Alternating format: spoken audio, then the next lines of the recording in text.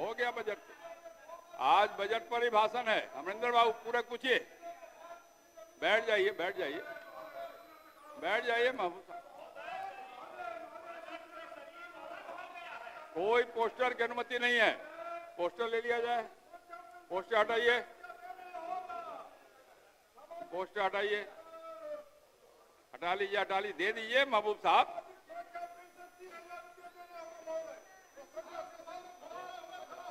हटा दीजिए, हटा दीजिए पोस्टर। बैठ जाइए, बैठ जाइए अपने स्थान पे। बैठ जाइए, बैठ जाइए, बैठ जाइए, बैठ जाइए महबूब साहब, बैठ जाइए, बैठ जाइए ना। बोल चुके ना आप। बजट पे भाषण तो कल हुआ ही है ना, आज भी होने वाला। बैठ जाइए, बैठ जाइए, बैठिएगा तब ना होगा। अपने बेल में कही गई कोई बात प्रोसीडिंग में नहीं जाने वाली है। बैठ जाइए, अपने स्थान पे जाइए। प्रश्नोत्तर काल चलने दीजिए। आप क्या चाहते हैं? गोपाल रविदास का क्वेश्चन नहीं हो? गोपाल रविदास जी का क्वेश्चन नहीं होने देना चाहते हैं? झगड़ा है आपकी पार्टी के अंदर? आपकी पार्टी में आपस में झगड़ा है क्या?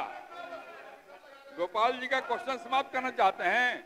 आप जान लीजिए, अभी जो 1 से 10 नंबर तक क्वेश्चन है, उसमें 7 क्वेश्चन विरोधी दल के लोगों का है। आप क्यों उनके क्वेश्चन को बाधित करना चाहते हैं? अपने स्थान पे जाइए। अपने आपके दल के भी गोपाल रविदास जी का क्वेश्चन है। आप क्यों उनके क्वेश्चन को बाधित करना चाहते हैं? बैठ जाइए, बैठ जाइए, बैठ जाइए। अमरिंदर बाबू पूरक पूछिए। बैठ जाइए, बैठ जाइए। यहां से कोई भाषण होता है क्या? अपने स्थान पे जाइए, अपने स्थान पे जाइए, पूछिए। महोदय, महोदय उत्तर अस्वीकारात्मक है, मैं उससे सहमत नहीं हूं। महोदय प्रश्न पूछने का मूल उद्देश्य मेरा यही है कि 15 नवंबर से जनवरी मध्य तक पैक्सों और व्यापार मंडलों के द्वारा किसानों से धान की खरीद जारी 1/3 हुई, तो करीब 25 दिनों में लक्ष्य कैसे और कहां से पूरा कर लिया? इसके पीछे का सच जानने का क्या माननीय मंत्री प्रयत्न किया है? एक बोल देते हैं। और भी क्या सही है कि लक्ष्य पूरा बिचौलियों और मिलर से धान खरीद कर पूरा किया जाता है? एमएसपी का पैसा किसानों के जेब में जाने के बजाय बिचौलियों और मिलरों के जेब में जाता है, ये सही है? ये सच जानने का प्रयत्न किया है? बैठ जाइए, गला बच जाएगा आपका। बैठ जाइए ना, हमको आपके गला की चिंता लगी रहती है। बैठ जाइए। महोदय, माननीय मंत्री, खंड का उत्तर अस्वीकारात्मक है। वस्तुतः यह है कि खरीफ विपणन मौसम 24-25 के अंतर्गत धान की प्राप्ति हेतु निर्धारित लक्ष्य 45 लाख मीट्रिक टन के विरुद्ध निर्धारित अंतिम तिथि 15/2/2025 तक 6,732 क्रय केंद्रों, पैक्स, व्यापार मंडलों के माध्यम से 4,63,000 किसानों से 39,23,000 मीट्रिक टन धान की प्राप्ति की गई है, जो निर्धारित लक्ष्य का 87.17% है। एक और पूछिए, 2 पूछ चुके आप। हाँ, जब किसानों का किसान अपना धान लेकर के आता है, उस समय ये खरीदारी होती नहीं। जब किसानों का धान बिक जाता है औने पौने दाम में, तो खरीदारी शुरू होती है। महोदय, मैंने कहा अभी भी उत्तर माननीय मंत्री ने नहीं दिया। पूरक पूछिए। पूरक मेरा यही है कि उसके पीछे का सच बताएं, और नहीं मालूम है तो जानने का प्रयत्न करेंगे। बैठिए माननीय मंत्री। महोदय, कुछ इस बार प्रसन्नता हो रही है। पिछले वित्तीय वर्ष महोदय 66% हुआ था। हमारे माननीय मुख्यमंत्री नीतीश कुमार जी की अगुवाई में चालू वित्तीय वर्ष में हम लोगों ने महोदय 87% धान के प्राप्ति कब तक लक्ष्य प्राप्त किया है। ये नीतीश कुमार की सरकार किसानों की सरकार है, गरीबों की सरकार जाकर के है। और माननीय मुख्यमंत्री जी के द्वारा लगातार हम सबों के नेतृत्व में, मतलब जो आज किसानों को 48 घंटे के अंदर महोदय 48 घंटे में 4,63,000 किसानों के खाते में राशि भेजने का काम किया गया है। कोई उनका सवाल और है तो निश्चित तौर पर सरकार विचार करेगी। तारकिशोर जी। महोदय, यह बात सही है कि माननीय मंत्री जी ने जो बातें कही है कि सरकार की मंशा किसानों के धान खरीद के प्रति पूरी ईमानदारी है, लेकिन महोदय वस्तुतः तथ्य यह है कि हम माननीय मंत्री जी से आपके माध्यम से जानना चाहेंगे कि सिर्फ आंकड़ों के आधार पर आप ये धारणा नहीं बनाएं कि किसानों के धान की खरीदारी हो चुकी है। कटिहार सहित पूरे राज्य में अतिरिक्त राशि पैक्स के द्वारा वसूल की जा रही है। क्या माननीय मंत्री इस तरह की चीजों को रोक लगाकर प्रत्येक जिलों में आप बड़ी अधिकारी से जांच करा के स्पष्ट तौर पर देखें कि जो किसान है जो धान बेचना चाहता है उसका धान पैक्स तक पहुंच पाया क्या? पहुंचा तो उसको जो उचित राशि सरकार के द्वारा दी जाती है दी गई क्या? यही जानना चाहते। माननीय मंत्री महोदय, माननीय सदस्य तारकिशोर जो सवाल उठाया है कि बता में स्पेसिफिक कहां गड़बड़ी हुई है, हम निश्चित तौर पर 1 हफ्ते के अंदर में जांच कराकर वैसे पदाधिकारियों के खिलाफ कठोर कार्रवाई करने का काम करेंगे। श्री गोपाल रविदास, आपके शोरगुल के कारण आपके एक मेंबर का क्वेश्चन नहीं हुआ। आप अपने स्थान पे बैठ जाइए, अपने स्थान पे चले जाइए। आपके एक मेंबर का क्वेश्चन नहीं हुआ। आपका झगड़ा उससे है, गोपाल रविदास से झगड़ा आपका है। आप नेता हैं, अपने पार्टी के दल के नेता हैं और अपने मेंबर का क्वेश्चन मार रहे हैं। आप बैठ जाइए अपने स्थान पे। श्री प्रमोद कुमार सिन्हा,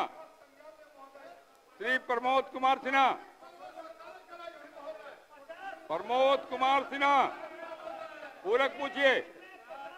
अध्यक्ष महोदय, रक्सौल एक महत्वपूर्ण अंतर्राष्ट्रीय शहर है।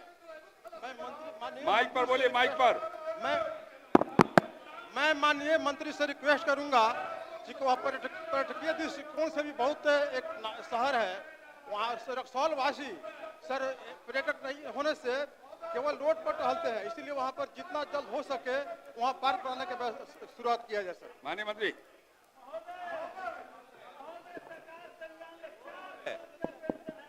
जो माननीय सदस्य की चिंता है वही सरकार की भी चिंता है और इसके लिए जमीन मांगा गया है अंचलाधिकारी से।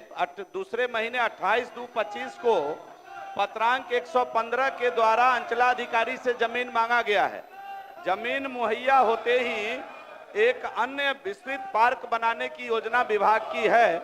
हम माननीय सदस्य से आग्रह करेंगे कि ये भी वहां थोड़ा सहयोग करके जल्दी ये जमीन हस्तांतरण की प्रक्रिया करवा लें तो हम तुरंत इस प्रक्रिया को पूरा करेंगे।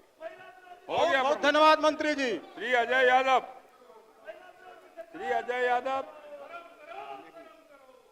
श्री विजय कुमार सिंह और डब्ल्यू सिंह, ये अभी विपक्षी विधायक का क्वेश्चन रोकवा रहे हैं। आप बोलिए। पूछता हूं। पूरक पूछिए विजय जी। माननीय अध्यक्ष महोदय, सरकार ने स्वीकार किया है कि पिछले 6 वर्ष में कभी भी राजस्व संग्रह लक्ष्य के अनुरूप नहीं हुआ है। मैं माननीय मंत्री जी से यह जानना चाहता हूं कि क्या लक्ष्य का अनुरूप राजस्व की वसूली नहीं किए जाने के कारणों का पता लगाया गया है और उसके द्वारा कराए गए उपायों का क्या किया गया है? माननीय मंत्री।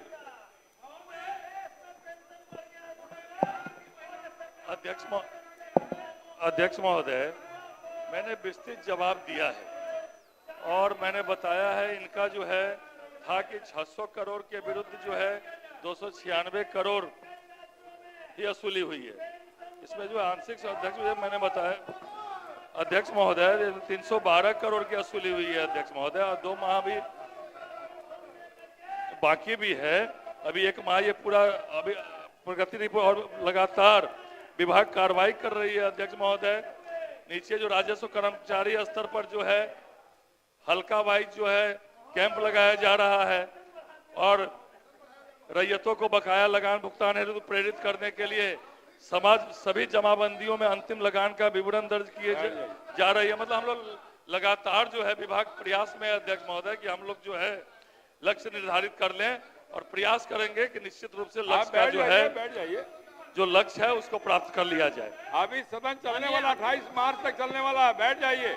माननीय अध्यक्ष महोदय, मैं माननीय मंत्री जी से मैं ये जानना चाहता हूं कि ऑनलाइन और ऑफलाइन दोनों तरह से राजस्व की वसूली करना चाहती है कि नहीं, क्योंकि माननीय अभी मंत्री। तक जितना जमाबंदी है वो ऑनलाइन नहीं हो पाया है, उसके चलते बहुत सारी परेशानियां हो रही हैं। दूसरा है, इधर इधर मेरा एक और पूरक बैठिए है। अपने स्थान पे। माननीय मंत्री, अभी तक जागरूकता के लिए एक मिनट। महोदय, अध्यक्ष महोदय, माननीय सदस्यगण कह रहे हैं कि मुख्यमंत्री जी बैठे हैं, हम लोगों की बातों का संज्ञान ये खड़े क्यों हैं?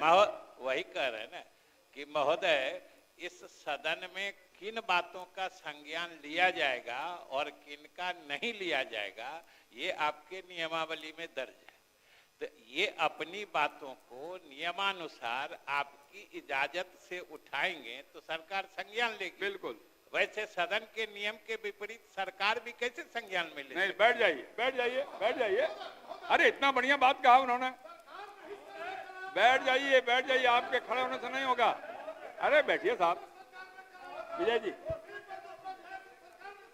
माननीय अध्यक्ष महोदय, अभी तक राज्य में कितने कैंप लगाए विजय जी, गए आप हैं? विजय जी, बोल रहे हैं तो ये सुनाई नहीं पड़ता है।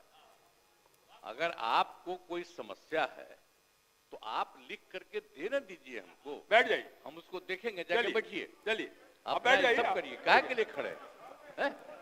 अरे हो गया भाई, बैठिए, बैठिए, बैठ जाइए।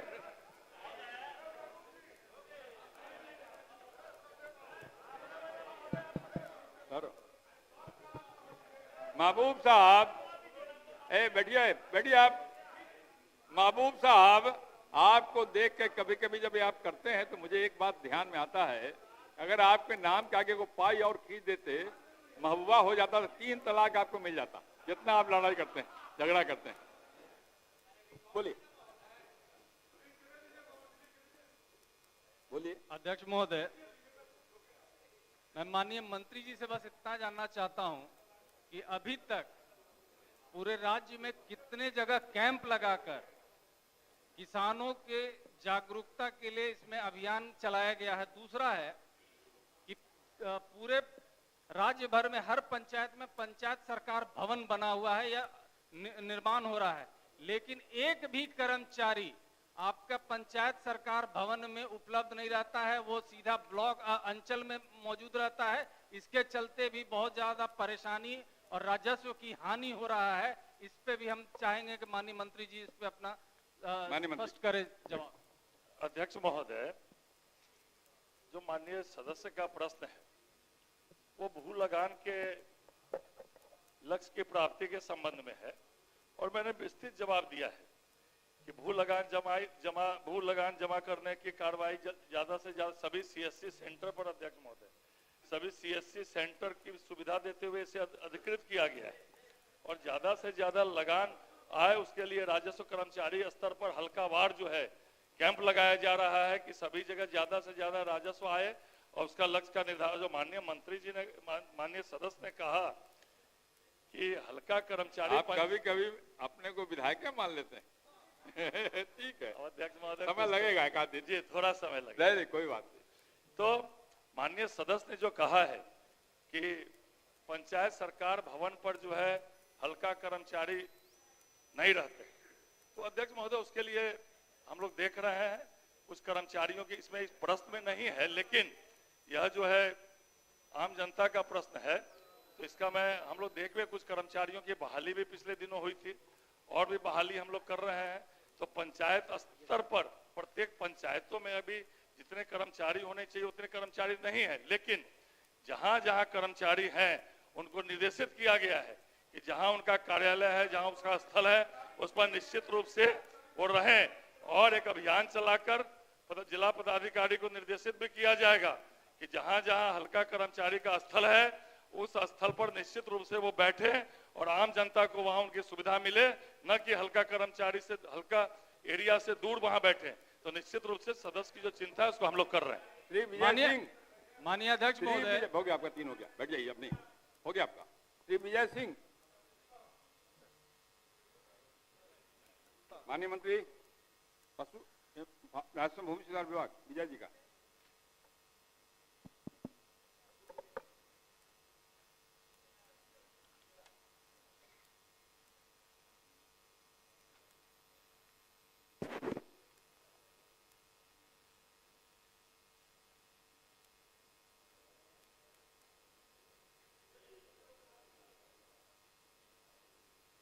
ये अध्यक्ष महोदय,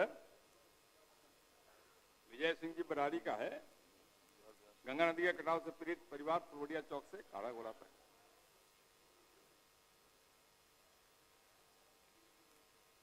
पीड़ित परिवारों को बसाने के लिए भूमि अधिग्रहण के संबंध में।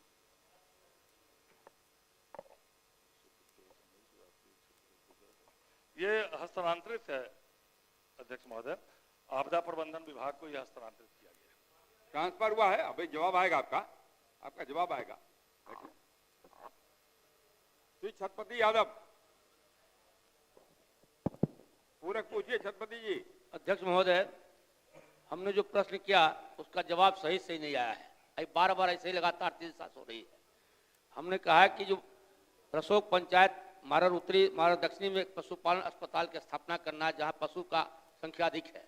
इन्होंने उत्तर में लिखते हैं कि स्वीकारात्मक अब वस्तुस्थिति बता रहे हैं कि गणना के हिसाब से 3,987 और 4,591 पशु का बता रहे हैं संख्या, और ये बता रहे हैं कि 4 अस्पताल के बारे में जिक्र किए हैं कि 4 पशु चिकित्सालय, अनुमंडलीय पशु चिकित्सालय खगड़िया, प्रथम वर्गीय चिकित्सालय ननकू मंडल टोला। यहाँ कोई, अध्यक्ष जी थोड़ा सुना जाए, यहाँ कोई अस्पताल का भवन आज तक नहीं है। इसका मांग भी किया है लगातार 3 साल से। सरकार का गोल मटल सरकारी अधिकारी रिपोर्ट देते हैं। ये पंचायत की दूरी नगर पंचायत में पड़ता है खगड़िया पशुपालन अस्पताल से, वहाँ जाने में काफी कठिनाई होती है सड़क व्यवस्था में। पूरक पूछिए। इसलिए हम चाहते हैं कि सरकार कब तक ये रसोग पंचायत में अस्पताल स्थापना करना चाहती है या नहीं चाहती है, नहीं चाहती है तो क्यों नहीं चाहती है? माननीय मंत्री। माननीय अध्यक्ष जी, उत्तर असकारात्मक है। वस्तु स्थिति यह है कि खगड़िया प्रखंड के अंतर्गत रक्सौल पंचायत 20वीं जनगणना के अनुसार पशुओं की संख्या 3,987 एवं माडर दक्षिणी में, माडर उत्तर में पशुओं की संख्या जो है वो 4,591 है। और खगड़िया प्रखंड के अंतर्गत कुल 26 पंचायत हैं। उसके पूर्व में ही 4 पशु चिकित्सालय क्रमशः अनुमंडलीय पशु चिकित्सालय है, खगड़िया प्रथम वर्गीय पशु चिकित्सालय है, ननकू मंडल टोला में भी पशु चिकित्सालय है, रामनगर मठ एवं बेला पूर्व से संचालित है। अनुमंडलीय पशु चिकित्सालय खगड़िया रसकौल पंचायत की दूरी लगभग 6 किलोमीटर है एवं माडर दक्षिण तथा माडर उत्तर की दूरी लगभग 5 है। अतः विभागीय मानक के अनुसार 10 किलोमीटर के भीतर ही 10 किलोमीटर के बाद ही कोई भी नया निर्माण होता है। लेकिन माननीय सदस्य की चिंता, लेकिन 5 किलोमीटर मात्र है और 4 वहाँ ऑलरेडी पहले से चल रहा है अस्पताल, जबकि वो प्रथम वर्गीय चिकित्सक भी है। अतः इस मानक के अनुसार नए पशु चिकित्सालय का निर्माण विचाराधीन नहीं है। अध्यक्ष महोदय, ये सरकारी रिपोर्ट है। जिस पंचायत का सरकारी रिपोर्ट एक आती है ना। एक मिनट अध्यक्ष जी, समझिए ग्रामीण स्थिति को समझिए। जहाँ से दूरी बता रहे वहाँ से 11 किलोमीटर पड़ता है अंतिम छोर से, और जब ननकू मंडल टोला वहाँ से 20 किलोमीटर पड़ता है, रामनगर मठ वहाँ से 25 किलोमीटर पड़ता है, और जो नगर का अस्पताल बता रहे हैं वहाँ से 9 किलोमीटर पड़ता है। अब वर्तमान स्थिति में 20वीं जनगणना बता रहे हैं। आज जो हमारे बिहार में किसान और पशुपालक परिवार संख्या है, अगर सरकार विचार नहीं करेगी ये सरकार, तो पशुपालक हालत क्या होगी? इसका अनुरोध करते हैं इसको विचार किया जाए। पूरक है कि अस्पताल बनाया जाए, तो बताया उन्होंने कि इस पर विचार मानक नहीं देखा जाए, वर्तमान समय की परिस्थिति देखा जाए, 20वीं जनगणना नहीं देखा जाए। चल के सरकारी रिपोर्ट का एक कमेटी बना के जांच करवा लीजिए, अगर गलत होगा तो अस्पताल नहीं बनाया जाए, जांच के बाद बनता बनाया जाए। ये मांग आपसे हमारी है। फिर से एक बार दिखवा लीजिए। ठीक है अध्यक्ष जी, दिखा देंगे। और आप सबसे कहाँ बड़ी चले गए? बात है माननीय अध्यक्ष जी, खगड़िया में आप कहाँ हैं? कहाँ मधुबनी, कहाँ खगड़िया? बैठिए। श्री दिलीप राय, जनरल नहीं महोदय पूछता हूँ, ये पर्टिकुलर एक प्रखंड का है। दिलीप राय, महोदय पूछता हूँ, पूरक पूछिए। महोदय रूनी सैदपुर प्रखंड के भरता पंचायत में माइक पर बोलिए दिलीप जी, माइक पर। रूनी सैदपुर प्रखंड के बरहत्ता पंचायत में पैप का गोदाम नहीं है, जिसके कारण अनाज एवं खाद्य आदि के रख रखाव में काफी परेशान होता है। सरकार से हम जानना चाहते हैं कि गोदाम का निर्माण कब तक कराएगी, समय समय बता दिया जाए। माननीय मंत्री सहकारिता विभाग। महोदय, उत्तर स्वीकारात्मक है। यह बात सही है कि सीतामढ़ी जिला अंतर्गत रूनी सैदपुर प्रखंड के बरहेता पंचायत में पैक्स का गोदाम नहीं है। अध्यक्ष बरहेता पैक्स प्रखंड रूनी सैदपुर से अभय कुमार सिंह द्वारा दिनांक 9/2025 को अपने आवेदन के साथ प्रबंध कारिणी की बैठक दिनांक 25/12/24 में पारित प्रस्ताव के प्रति संकलन करते हुए पैक्स में 1000 मीट्रिक टन गोदाम निर्माण की मांग की गई है। अध्यक्ष बरहेता पैक्स से प्राप्त आवेदन एवं प्रस्ताव के आलोक में कार्यालय जिला सहकारिता पदाधिकारी सीतामढ़ी के पत्रांक 72 दिनांक 11/1/25 द्वारा अंचलाधिकारी रूनी सैदपुर से 1000 मीट्रिक टन गोदाम निर्माण के लिए 30 डिसमिल सरकारी भूमि की मांग की गई है। अंचलाधिकारी रूनी सैदपुर से सरकारी भूमि उपलब्ध होने अथवा सरकारी भूमि उपलब्ध नहीं होने की स्थिति में लीज की भूमि समिति द्वारा उपलब्ध कराने पर पैक्स के लिए गोदाम निर्माण हेतु कार्रवाई की जाएगी। ठीक, सकारात्मक जवाब है। श्री हरिभूषण ठाकुर, पूरक पूछिए। बिचौल जी। अध्यक्ष जी, आपके माध्यम से मैं पूछना चाहता हूं कि जमाबंदी में 10 के जगह 19 लिखा गया है और उसको जो 1 सेकंड में उसको ठीक कर दिया जा सकता है, उसके लिए समय लिया गया है 30 दिन। मैं आपके माध्यम से पूछना चाहता हूं कि किसानों के समस्या के समाधान के लिए इसको सरकार या मंत्री जी अविलंब ठीक करवा दें। माननीय मंत्री। अध्यक्ष महोदय, बड़ी मार्जिन प्लस पोर्टल से ई जमाबंदी मॉड्यूल के तहत जो है प्रश्नगत त्रुटियों का सुधार अंचल स्तर से की जा रहा है। मैंने बात भी किया है, दूरभाष से भी मेरे सामने मेरे विभाग के अधिकारी बात किए हैं, तो वो 30 दिन लिख दिया गया है। जितना जल्द होगा शीघ्र अतिशीघ्र इसको करा दिया जाएगा। टेक्निकल चीज है बिचौल जी, और मैंने तो एकदम तकनीकी सकारात्मक। हाँ, अब तक किसानों को कोई कठिनाई नहीं हो, वहाँ के किसानों को। हाँ, चिंता करेंगे मंत्री जी। जी जी। श्री छोटेलाल राय।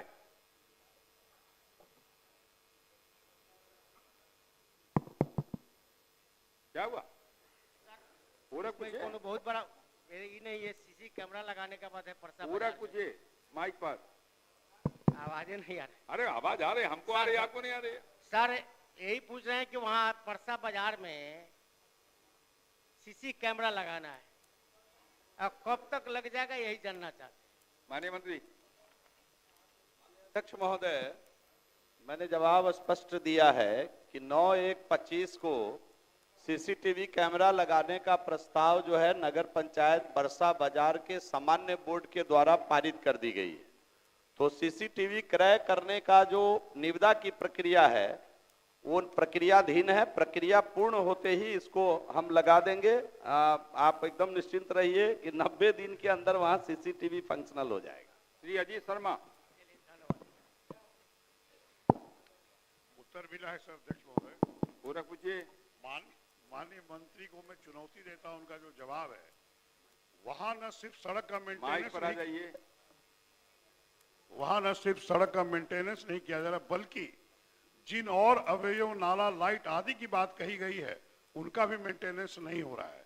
मैं मंत्री से आग्रह करूंगा कि इसको आप जांच करा के देखें। जो मैंने बात उठाई है और आपको जवाब आप दिए वो सही नहीं है, और अगर मंत्री जी नहीं करते तो अध्यक्ष महोदय मैं मांग करता हूं इस मामले की जांच सदन की विशेष समिति बनाकर कराई जाए। जवाब तो दूध का दूध और पानी का पानी। मंत्री जी का जवाब तो सुन लीजिए। माननीय मंत्री। अध्यक्ष महोदय, माननीय सदस्य अधीर न हो, सरकार काम कर रही है और आपकी जो अपेक्षा है, अगर आपके पास कोई स्पेसिफिक उदाहरण है जहां ये मेंटेनेंस का काम नहीं हो रहा है, क्योंकि मेरे पास सारे फोटोग्राफ्स हैं इसके कि मेंटेनेंस का काम हो रहा है, लेकिन अगर किसी ने गलत जानकारी दी है, मेंटेनेंस का काम अगर नहीं हो रहा है, माननीय सदस्य काफी सीनियर सदस्य हैं और शहर की चिंता कर रहे हैं, तो अगर कोई भी जानकारी इससे संबंधित हो, किसी ने गलत जानकारी अगर दी होगी तो हम उस पर कार्रवाई भी करेंगे और जो यथोचित कार्रवाई है आगे मेंटेनेंस के लिए वो भी यथाशीघ्र प्रारंभ करें। ठीक है। श्री नारायण प्रसाद। अध्यक्ष महोदय। अरे आपका जवाब पूरा हो गया। अध्यक्ष महोदय, उन्होंने कहा कि गलत जानकारी जो दिया होगा, हम कह रहे हैं कि वहां सड़क का मेंटेनेंस नहीं हो रहा है। मैं उसी शहर से विधायक हूं और वहीं रहता हूं, इसलिए माननीय मंत्री जी उसको सही ढंग से जांच कराइए, और नहीं तो हम तो आग्रह किए अध्यक्ष महोदय से समिति बना के जांच कराइए। अध्यक्ष महोदय, मुझे ऐसा लग रहा है कि माननीय सदस्य अजीत शर्मा जी का विभाग जो काम करेगी उस पर कम भरोसा और समिति की जांच पर ज्यादा फोकस कर रहे हैं। अध्यक्ष महोदय, मैं प्रमाण के तौर पर सारे फोटोग्राफ्स लाया हूं कि मेंटेनेंस हो रहा है। इसके बावजूद मैंने सदस्य को आश्वस्त किया कि आपके पास कोई स्पेसिफिक जानकारी हो, किसी जगह शहर का कोई कोना छूटा हुआ हो, तो आप शहर के जिम्मेदार प्रतिनिधि हैं, वहां के विधायक हैं, आपकी मान भी रखी जाएगी और हम विभाग के द्वारा हर हालत में वहां काम करेंगे, आप निश्चिंत रहिए। धन्यवाद। पूरक पूछिए। अध्यक्ष महोदय, जहां प्रश्न है कि कभी कभी जब हमारे प्रधानमंत्री आते हैं तो उसका सफाई किया जाता है, हवाई अड्डा से लेकर डीएम ऑफिस तक पूरा रोड जाम रहता है, जबकि 8 किलोमीटर में हम लोग चलते हैं तो 8 मिनट लगता है और 2 किलोमीटर चलने में 30 मिनट लगता है। इसलिए परमानेंट उसका कोई निदान होना चाहिए ताकि अतिक्रमण करने वाले व्यक्ति फिर दोबारा वहां नहीं लगा ले, या कोई दंड ऐसा होना चाहिए जिससे उनको महसूस हो कि यहाँ अतिक्रमण नहीं किया जा सकता। माननीय मंत्री नगर विकास। महोदय, एक बार अतिक्रमण मुक्त कर देने के बाद अगर दोबारा अतिक्रमणकारियों के द्वारा अतिक्रमण किया जाता है तो उसको दोबारा आर्थिक दंड के साथ उसको अतिक्रमण मुक्त किया जाता है, और यह प्रक्रिया माननीय सदस्य ने जो सवाल किया है वहां किया गया है और हम उसका अस्थायी समाधान ढूंढ रहे हैं। हमने वहां वेंडिंग जोन बनाने के लिए जगह मांगा है, रोजी रोटी लोगों का चल रहा है, गरीब लोग हैं जो शहर के किनारे अपना रोजी रोटी चला रहे हैं, तो मैं अस्थायी समाधान के लिए वहां के अंचलाधिकारी से इसके लिए जमीन मांगा है। जमीन मिलते ही हमारी पूरी योजना है कि हम वेंडिंग जोन बना करके इन सभी दुकानदारों को वहां शिफ्ट करेंगे ताकि माननीय सदस्य और नगर वासियों को वहां किसी प्रकार की कोई कठिनाई न हो। श्री राजवंशी महतो।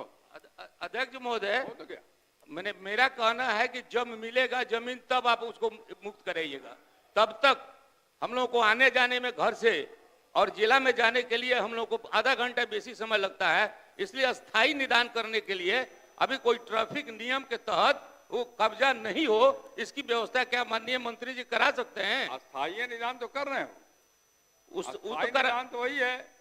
नहीं, अभी जो अतिक्रमण हो जाता है और उसको जो है सो छोड़ दिया जाता है। अप्रैल में हुआ था, अतिक्रमण मुक्त किया गया था, आसानी से हम लोग 5 मिनट में चले जाते थे, लेकिन फिर अप्रैल के बाद कोई ऐसा काम नहीं किया गया कि अतिक्रमण हटे। बैठ जाइए। माननीय मंत्री। अध्यक्ष महोदय, मैंने स्पष्ट रूप से माननीय सदस्य से कहा कि हम अस्थायी निदान वहां ढूंढ रहे हैं। माननीय सदस्य ने जो कहा तत्काल के लिए, तो अस्थायी उपाय ढूंढ रहे हैं। अगर इससे संबंधित कोई सुझाव उनके पास हो तो विभाग को बताएं, हम उस पर काम करेंगे। नहीं, तत्काल एक इंस्ट्रक्शन दे दीजिए कि मैं तो उसको करवा रहा हूं, ड्राइव चलाएं, करवा रहा हूं, उसका भी आदेश रहता है, और अस्थायी के लिए प्रयास जरूर करिए। श्री राजवंशी महतो। श्री राजवंशी महतो। श्री राम प्रवेश राय। पूरक पूछिए राम प्रवेश जी। ये अध्यक्ष महोदय, जवाब नहीं निकाल पाए हैं, मंत्री से आग्रह है जरा जवाब पढ़ दें। देखे नहीं होंगे आप। माननीय मंत्री जी। अध्यक्ष महोदय, खंड क का उत्तर आंशिक स्वीकारात्मक है। नगर परिषद बरौली, जिला गोपालगंज अंतर्गत ऑटो, ई रिक्शा तथा बस पड़ाव हेतु कार्यालय पत्रांक 94 दिनांक 2/2/19 द्वारा अंचलाधिकारी बरौली से भूमि उपलब्ध कराने का अनुरोध किया गया था। अंचलाधिकारी बरौली के पत्रांक 138 दिनांक 9/2/19 द्वारा सरकारी भूमि चिन्हित कर प्रतिवेदन किया गया, जिसकी विवरणी निम्न है। भरकुइया, थाना नंबर 423, खाता संख्या 393, खेसरा 2701, रकबा 28 डिसमिल, गैर मजरुआ, मालिक प्रति कदीम। दूसरा जमीन है भरकुइया, थाना नंबर 423, खाता संख्या 104, खेसरा 2700, 1 एकड़ 96 डिसमिल, गैर मजरुआ, मालिक प्रति कदीम। उक्त भूमि पर स्थानीय नागरिक द्वारा पूर्व से ही व्यवहार न्यायालय में हकीकत बात संख्या 44/1988 एवं 393/2004 दायर किया गया है, जो अभी विचाराधीन है। कार्यालय पत्रांक 592 दिनांक 10/7/24 एवं 1114 दिनांक 18/10/24 द्वारा अंचलाधिकारी बड़ौली से पुनः बस स्टैंड निर्माण हेतु भूमि उपलब्ध कराने का अनुरोध किया गया है। अंचलाधिकारी बड़ौली के पत्रांक 2060 दिनांक 16/12/24 द्वारा नई भूमि चिन्हित कर प्रतिवेदन किया गया है। कार्यपालक पदाधिकारी नगर परिषद बरौली के पत्रांक 375 दिनांक 3/3/25 द्वारा अंचलाधिकारी को भूमि हस्तांतरित करने हेतु स्मारित किया गया है एवं अंचलाधिकारी से समन्वय भी किया जा रहा है। भूमि उपलब्ध होते ही निर्माण कार्य प्रारंभ कर दिया जाएगा। बोलिए। अध्यक्ष महोदय, मैं माननीय मंत्री से जानना चाहता हूं कि कितने वर्षों से वहां बस स्टैंड और टैक्सी स्टैंड के नाम पर निविदा निकाली जाती है, डाक किया जाता है। अभी तक बरौली नगर परिषद में ई रिक्शा और बस स्टैंड के नाम पर कितने राजस्व की, कितने रुपए राजस्व की वसूली हुई है और पूरा सड़क जाम रहता है, पूरा शहर जाम रहता है और अभी तक बस स्टैंड की, टैक्सी स्टैंड की कोई व्यवस्था नहीं हुई है। जरा माननीय मंत्री जी बताएं कि कितने वर्षों से वहां डाक की व्यवस्था है, कितना राजस्व सरकार को अभी तक प्राप्त हुआ है और अभी तक बस स्टैंड, टैक्सी स्टैंड क्यों नहीं बनाया गया है? राम प्रवेश जी, आप तो पुराने आदमी हैं, कई बार जीते हैं वहां से। माननीय मंत्री ने तो बड़ा साफ कहा है कि जो भूमि पहले लिया गया था उसमें कोर्ट में केस हो गया, अभी विचाराधीन है, उस पर नहीं हो सकता है। डाक की व्यवस्था तो समाप्त कर दी जाए, बिना स्टैंड का डाक क्यों किया जाता है? फिर नई भूमि के लिए इन्होंने कोशिश किया तो नई भूमि के बारे में भी रिपोर्ट आ गई है। अब सीओ से कोऑर्डिनेशन हो रहा है, उसका निर्माण होगा। बाकी जो दूसरा सवाल है वो बताइए। राजस्व की बात कर रहे हैं। राजस्व के लिए सर इसमें उन्होंने सवाल किया नहीं है, राजस्व अलग विषय है और बस स्टैंड बनाने की बात सवाल कर लीजिए तो अलग से सवाल जब राजस्व का लाएंगे तो विभाग उसकी भी जानकारी देगा। समय तो बताइए कि वहाँ पर टैक्सी स्टैंड, बस स्टैंड की व्यवस्था कब तक करा देंगे? पूरा बाजार जाम रहता है, शहर जाम रहता है। अध्यक्ष महोदय, अध्यक्ष महोदय, माननीय रामप्रवेश जी, अध्यक्ष महोदय, एक मिनट, रामप्रवेश जी बैठिएगा तो जवाब देंगे। हाँ अध्यक्ष महोदय, माननीय सदस्य, मैंने विस्तार से जवाब दिया है। माननीय सदस्य वहां अंचलाधिकारी से थोड़ा कोऑर्डिनेट करके जितना जल्दी जमीन हस्तांतरित कर देंगे, विभाग तैयार है। पैसे की माननीय मुख्यमंत्री जी के नेतृत्व में कोई कमी नहीं है इस विभाग के अंदर। हम यथाशीघ्र इस काम को करा देंगे। अगर इसी वित्तीय वर्ष में ही करा दें तो हम इसी वित्तीय वर्ष में निविदा की प्रक्रिया करके उसको स्टार्ट करा, जल्दी करा दीजिए। ठीक है बैठिए। हम करा देंगे जमीन। अरे जल्दी नहीं, आपको भी सहयोग करने के लिए कह रहे हैं। भूमि सुधार से कहाँ है, वे करा देंगे। आपको बताइए, हम जमीन, हमारे पॉकेट में जमीन है क्या हमारे? राम प्रवेश जी ठीक बोल रहे हैं। राम प्रवेश जी आपको केवल सामान्य विधायक को नहीं समझते हैं। जीवेश जी, आप बिहार सरकार के पूर्व मंत्री रहे हैं, कई बार वहां से विधायक रहे हैं, प्रभावशाली आदमी अब हैं। आप भी अपना सहयोग करिए ताकि आपका काम जल्दी हो जाए, ये कह रहे हैं। श्री मनोहर प्रसाद सिंह, श्री मनोहर प्रसाद सिंह, पूरे पूछिए। मनोहर बाबू। माननीय महोदय, प्रथम खंड में बताया गया है कि यह जमीन सर्वसाधारण आम बिहार सरकार है, यह तो सही है। लेकिन दूसरे खंड में बताया गया कि उसमें वर्तमान में वह परती है और अतिक्रमण मुक्त है। महोदय, यह उत्तर सही नहीं है, उसमें भी मकई की फसल लगी हुई है। महोदय, इस तरह का गुमराह करने वाला उत्तर देने के लिए अधिकारी के विरुद्ध कार्रवाई करने का विचार रखती है सरकार? माननीय मंत्री। अध्यक्ष महोदय, जिला समाहर्ता ने पत्रांक 373 और दिनांक 25/2/25 के अनुसार प्रतिवेदित किया है और वो सही है, स्वीकारात्मक है कि वो बिहार सरकार है, एक भूमिका के रास्ता है और रिपोर्ट में यही है कि अतिक्रमण मुक्त है। और अगर माननीय सदस्य बोल रहे हैं कि अतिक्रमण मुक्त नहीं है या अतिक्रमण, तो मैं जांच करा लेता हूं। जांच करा निश्चित रूप से जांच कराकर जो है फलाफल से अवगत भी माननीय सदस्य को करा दूंगा। श्री कुमार कृष्ण मोहन और उदय यादव। पूछता हूँ, उत्तर नहीं देख पाए महोदय, माननीय मंत्री जी से चाहेंगे। माननीय मंत्री, भूमि सुधार विभाग, पंचायती राज विभाग को हस्तांतरित है अध्यक्ष महोदय। पंचायती राज में ट्रांसफर हुआ है। उदय जी आएगा अगली बार। जी ठीक। श्री विजय शंकर दुबे, श्री विजय शंकर दुबे, ये आप दोनों क्या बतियाते रहते हैं? दुबे जी, अजय जी हमेशा दोनों देखते हैं, बतियाते रहते हैं गुट्टू को। बोलिए, पूरा पूछिए, माइक पर बोलिए दुबे जी। मैं पूछता हूं महोदय, उत्तर प्राप्त नहीं है। माननीय मंत्री सहकारिता विभाग, उत्तर पर दीजिए। महोदय, खंड 1 आंशिक रूप से स्वीकारात्मक पैक्सों के कार्य विविधताओं तथा तकनीकी आवश्यकताओं के दृष्टिगत पैक्सों में कुशल एवं योग्य कर्मी की नियुक्ति तथा उनके वेतन मानदेय भुगतान करने में विभाग की भूमिका की संभावना का अध्ययन करने के लिए कार्यालय पत्रांक 1263 दिनांक 23/12/24 द्वारा एक समिति का गठन किया गया है। उस समिति द्वारा सभी पहलुओं का अध्ययन का प्रस्ताव तैयार किया जा रहा है। महोदय जी, माननीय मुख्यमंत्री जी ऐसे अवैतनिक लोगों को या जिनको मानदेय नहीं मिल रहा है उनको इस वर्ष में अनेक विभागों के ऐसे कार्यरत कर्मियों के लिए या तो मानदेय का या उनको रेगुलर करने की व्यवस्था की है। मैं माननीय मंत्री जी से कहना चाहता हूं, जानना चाहते हैं, कहना चाहते हैं। आपने पीठ पत्र लिखा विभाग को कि इनको मानदेय या नियमित करने पर विचार करने के लिए उस पर कार्रवाई कुछ नहीं हुई। तो मैं आपसे पूछना चाहता हूं कि ये कर्मी प्रबंधक अवैतनिक रूप से कितने दिनों तक काम करेंगे और उन पर सरकार के द्वारा उनका काम बढ़ा भी दिया गया है। सारा ऋण का काम, कोऑपरेटिव में ऋण का काम, किसानों को ऋण देने के काम में इनका उपयोग आप करते हैं।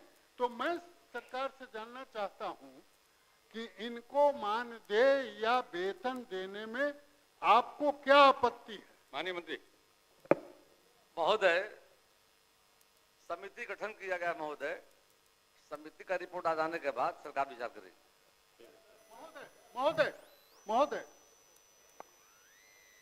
ये प्रश्न में ही मैंने दिया है कि ऐसे तो पत्र जारी किया कई बार विभाग ने कहा और कोई कार्रवाई सरकार नहीं करती है।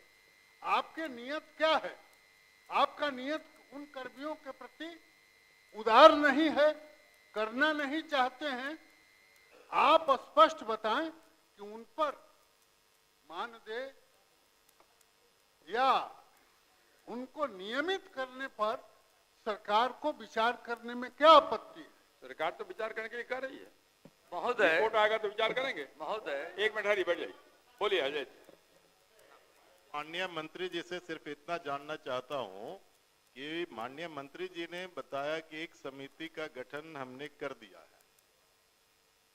वो समिति का रिपोर्ट कब आएगी? वो कितने दिनों में जिसकी मांग माननीय सदस्य कर रहे थे उनको मानदेय या उनको वेतन?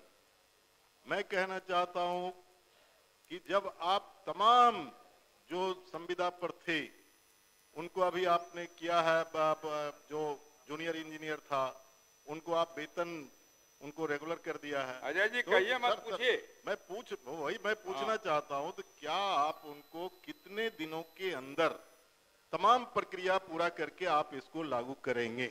माननीय मंत्री महोदय, रिपोर्ट आने के मेरा प्रयास होगा महोदय। 3 महीने के अंदर में रिपोर्ट प्राप्त करने के बाद सरकार अविलंब कार्रवाई करेगी।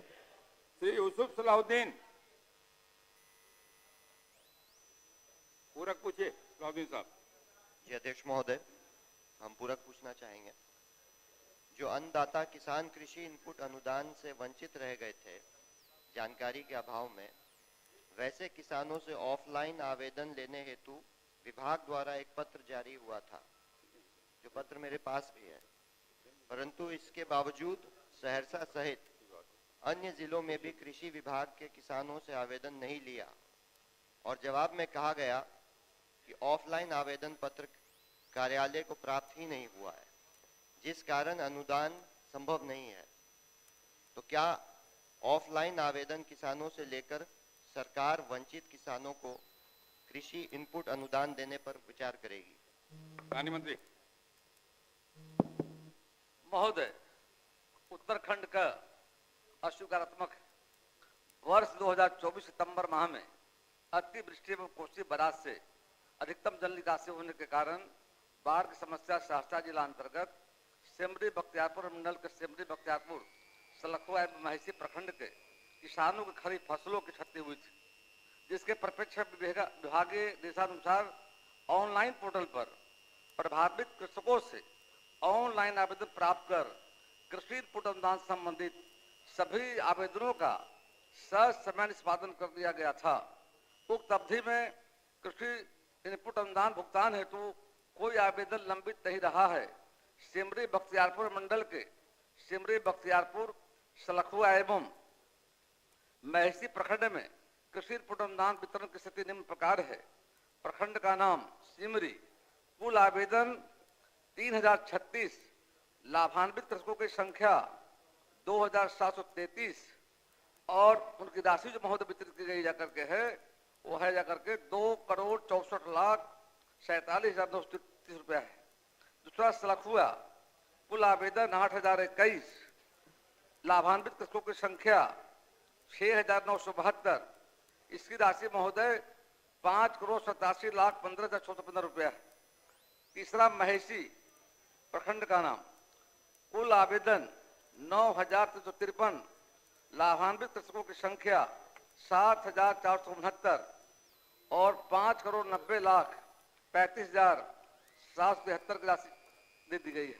ऑनलाइन आवेदन समय पर जमा नहीं कर पाने वाले वंचित कृषकों द्वारा इनपुट अनुदान हेतु कोई ऑफलाइन आवेदन पत्र कार्यालय को प्राप्त नहीं हुआ है, जिस कारण पुनः अनुदान संभव नहीं है। अध्यक्ष महोदय, जिन्होंने ऑनलाइन जमा किया उनका तो भुगतान हो गया है, लेकिन हमारे पास वो चिट्ठी भी है, 18 नवंबर की चिट्ठी है, जिसमें यह लिखा गया था, विभाग द्वारा जारी किया गया था कि जिनका ऑनलाइन छूट गया है वो ऑफलाइन भी जमा कर सकता है। तो ऑफलाइन दिया नहीं ना, ये तो मंत्री जवाब दे रहे हैं। वो चिट्ठी कि जो छूट गए, जवाब में अंतिम पंक्ति देखिए आप, यही कहा है कि अनुदान हेतु कोई ऑफलाइन आवेदन पत्र कार्यालय को प्राप्त नहीं हुआ, यही तो कह रहे हैं। विभाग कह रही है कि ऐसा कोई पत्र नहीं जारी किया गया था, लेकिन एक नहीं, विभाग ये नहीं कर रही, विभाग कह रही है कि ऑनलाइन आवेदन समय पर जमा नहीं कर पाने वाले वंचित कृषकों द्वारा इनपुट अनुदान हेतु कोई ऑफलाइन आवेदन पत्र कार्यालय को प्राप्त नहीं हुआ है। मैंने कोई आवेदन ही नहीं आया तो कैसे पेमेंट करेंगे?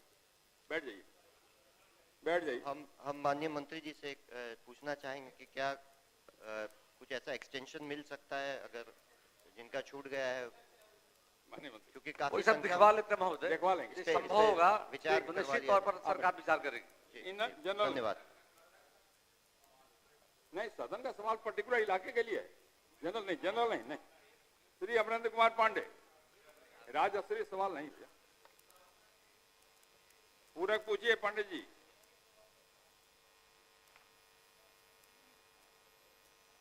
हेलो अध्यक्ष महोदय, पंचदेवरी प्रखंड के पशुपालकों को पशु चिकित्सालय नहीं होने से प्रखंड मुख्यालय से 45 किलोमीटर की दूरी तय कर जिला मुख्यालय इलाज कराने जाना पड़ता है। कभी कभी तो साधन उपलब्ध नहीं होने से पशु घर पर ही मर जाते हैं। तो अध्यक्ष महोदय, मैं माननीय मंत्री जी से जानना चाहता हूं कि पशु पंचदेवरी में चिकित्सालय हो जाने से पशुओं को काफी सुविधा मिलेगी, कब तक बनवाने की कृपा प्रदान करेंगे? माननीय मंत्री। माननीय अध्यक्ष महोदय, प्रखंड पंचदेवरी अंतर्गत सिकटिया खास में पशु चिकित्सालय है। वर्तमान प्रखंड पंचदेवरी के सिकटिया खास के प्रथम वर्गीय पशु चिकित्सालय सिकटिया खास मुख्यालय से अन्य सरकारी भवन में संचालित है। पशु चिकित्सालय सिकटिया खास में पशु चिकित्सक एवं अन्य कर्मचारी प्रस्थापित हैं। पशु चिकित्सक द्वारा माह अप्रैल 24 से जनवरी 25 तक कुल 3075 पशु चिकित्सा कार्य किया गया है।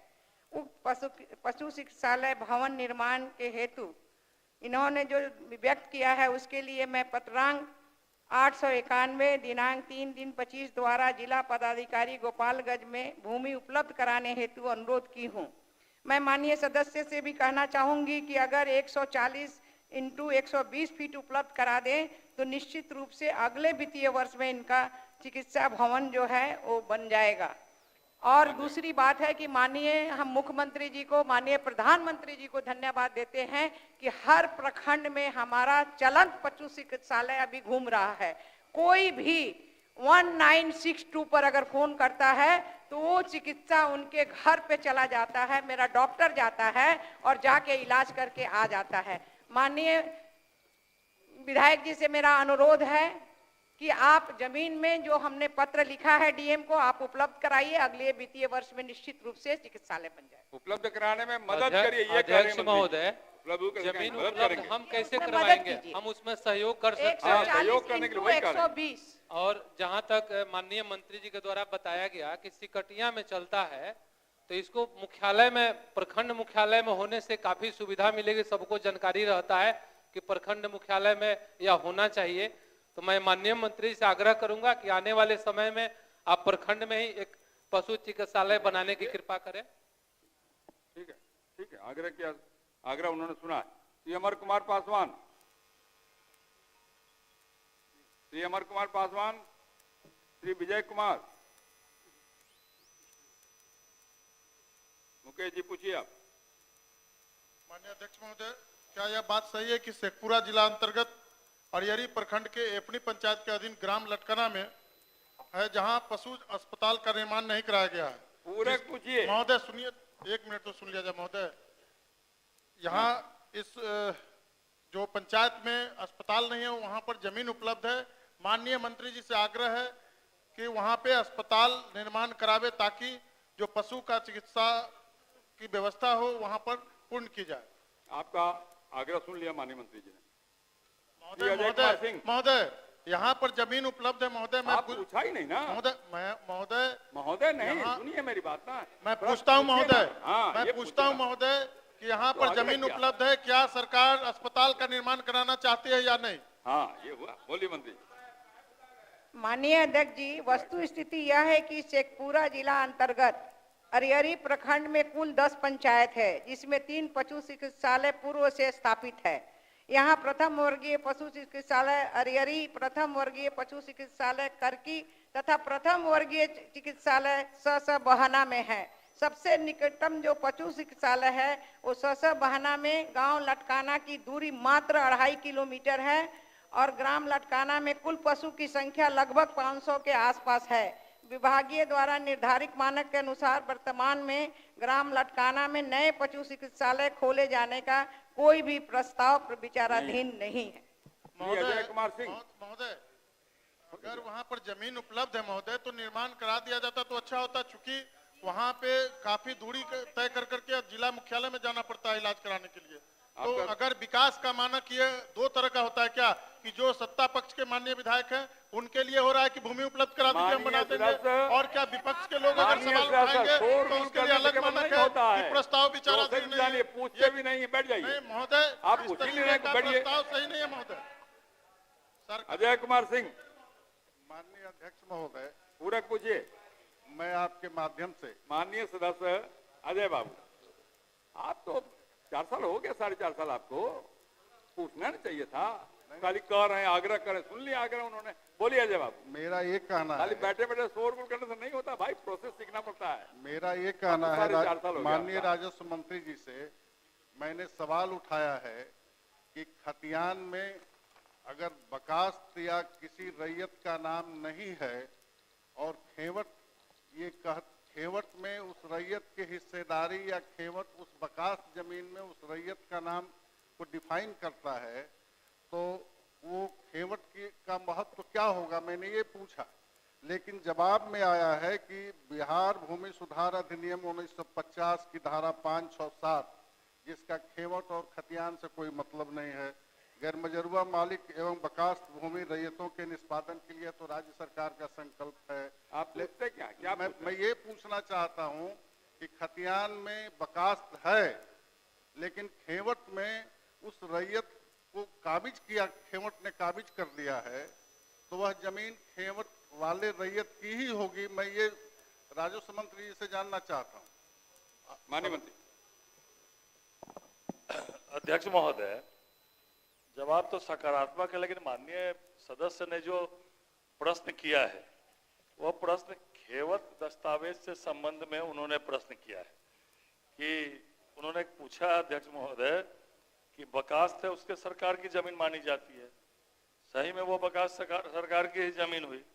और इनका यह प्रश्न है कि खेवट दस्तावेज में रैयत घोषित हो तो भूमि खेवट के अनुसार रैयत की होती है। इस संबंध में विभाग का यह कहना है अध्यक्ष महोदय कि जहां तक वैसी भूमि जिसके खेवट दस्तावेज में रैयत का नाम घोषित हो, वैसे भूमि को रैयती माने जाने का प्रश्न है, तो उन भूमि के संबंध में है जब जमींदारी के अंतर्गत पड़ने वाले जमीनों का एवं रैयतों के लगान वसूलों का, मतलब लगान वसूली का विवरण जब दर्ज होता है तभी जो है वो रैयत की मानी जाएगी। तो उस समय जो जमींदारी था अध्यक्ष महोदय, जब जमींदारी खत्म हुई तो जो भूमि रह गई उसमें जमींदारों ने जो है विवरणी दर्ज की, और विवरणी दर्ज करने के बाद जो है जो लगान वसूली जिसकी होनी प्रारंभ हो गई उसको खेवट कहा जाता है। अगर लगान वसूली प्रारंभ हो गई तब उस पर जो है विभाग का दिशा निर्देश भी है। माननीय अध्यक्ष महोदय, माननीय मंत्री जी को खेवट और खतियान दोनों की ठीक से जानकारी नहीं। हाईकोर्ट ने कहा है, हाईकोर्ट का ये फैसला है कि अगर गलती से रैयत का नाम खतियान में छूट गया है और खेवट में उसका नाम दर्ज है तो वह जमीन खेवट में दर्ज रैयत की होगी। माननीय मंत्री जी, और इसमें माननीय अध्यक्ष महोदय, इसमें जो बिहार भूमि सुधार अधिनियम 50 की धारा 5, 6, 7 का कोई मतलब खेवट से नहीं है। और गैर मजरूआ मालिक और बकास्त भूमि में जो संकल्प है, यह जो है सो बकास्त जमीन अगर मध्यवर्ती की रसीद कट गई है तो मध्यवर्ती का जो वारिस है वह उसका रैयत होगा। ठीक है बेटे, मैं ये कह रहा हूं कि खेवट में रैयत दर्ज है, तो माननीय मंत्री जी आप खतियान और खेवट दोनों को समझने की कोशिश कीजिए और विभाग को इस पर जो निर्देश दीजिए। माननीय मंत्री जी, मेरा आग्रह होगा कि एक बार माननीय सदस्य को बुला लीजिए विभाग में और वहाँ एक अधिकारी को भी बिठा लीजिए। ये जो रैयत है खेवट हमें को समझ में नहीं आ रहा, तो बैठा करके विषय पूरा विषय को समझ लीजिए और समझ करके निदान करा दीजिए। ठीक है? हाँ, इसलिए तो मैं कह रहा हूँ, ठीक अध्यक्ष महोदय, इसलिए मैं कह रहा हूँ कि पूरा विषय ठीक से समझ लीजिए और उसका निदान करा दीजिए। और क्या कर रहा हूँ? श्री अख्तरुल ईमान,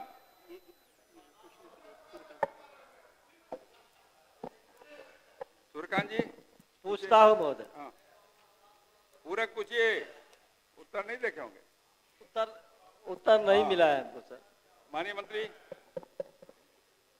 अध्यक्ष महोदय, पूर्णिया जिला अंतर्गत बैसा प्रखंड के रौटा पंचायत के वार्ड संख्या 4 में 125 घरों में जलापूर्ति की जा रही है।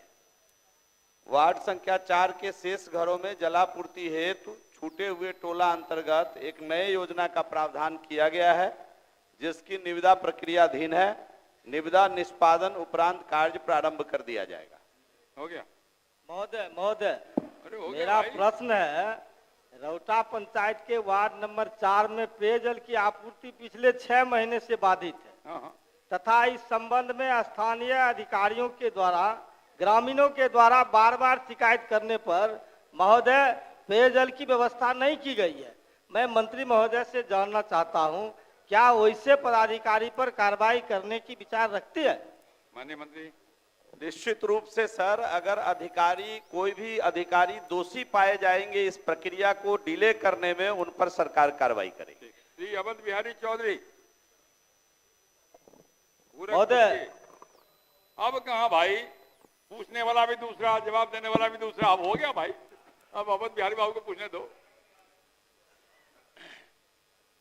अध्यक्ष महोदय, विभाग के द्वारा मेरे प्रश्न के जवाब उपलब्ध कराया गया है। और ये पेयजल से संबंधित मेरा प्रश्न है। जल ही जीवन है, परंतु नल का जल प्यासों के प्यास बढ़ाने का काम कर रहा है, प्यास बुझाने का काम कर नहीं रहा है। इसलिए महोदय मैंने प्रश्न दिया है कि पूर्व से आज तक जो भी चापाकल पंचायतों में लगाए गए हैं उसमें से बहुत सारे चापाकल बंद पड़े हुए हैं। उन चापाकल को अगर चालू करा दिया जाता है तो वहाँ पर्याप्त तरीके से जो पानी के अभाव है वो पूरा हो जाएगा, पेयजल संकट दूर हो जाएगा। परंतु जो प्रतिवेदन मुझे विभाग के द्वारा रिपोर्ट दिया गया है, मैंने अध्यक्ष महोदय स्वयं क्षेत्र में, गांवों में, पंचायतों में घूमने का काम किया और मैंने देखा कि हर जगह समय ही आ गया घूमने का, हम सब लोग गाँव तो हर जगह लोगों ने कहा कि जो नल का जल है वो फंक्शनिंग नहीं है, कार्यरत नहीं है। चापाकल पहले से है, इसको अगर चालू करा दिया जाए तो हम लोगों के पेयजल संकट दूर हो जाएगा। परंतु ऐसा न करके जो मेरे प्रश्न के जवाब विभाग के द्वारा दिया गया है उसमें चापाकल के अदर के जो हमें रिपोर्ट दिया गया है यह बिल्कुल पूरे सर्वेक्षण करके नहीं दिया गया है। और जो नल के जल के संबंध में है उसके बारे में भी मैं कहूंगा कि वह भी जो प्रतिवेदन है, रिपोर्ट है कि वह चालू है, हम इसको मानते नहीं कि यह सही रिपोर्ट है। इसलिए आपके माध्यम से मैं जानना चाहता हूं कि आप जब माननीय मुख्यमंत्री जी थे उस जमाने में भी, उस समय में भी सदन के द्वारा घोषित किया गया था कि माननीय विधायकों के अनुशंसा पर प्रत्येक पंचायत में 5-5 चापाकल लगाए जाएंगे। परंतु वो लगाए भी गए होंगे, लेकिन आपका प्रश्न लेकिन चापाकल की मरम्मति पर है जी, आपका प्रश्न केवल चापाकल की मरम्मति पर। मैं तो वही तो मैं कह रहा हूँ, वही आ रहा हूँ, मैं दूसरा कुछ नहीं कह रहा। बहुत दूर चल के आ रहा है। मैं कहना चाहता हूँ कि जो रिपोर्ट है चापाकल के 2629 अदर चापाकल है, 2669 महोदय यह गलत है।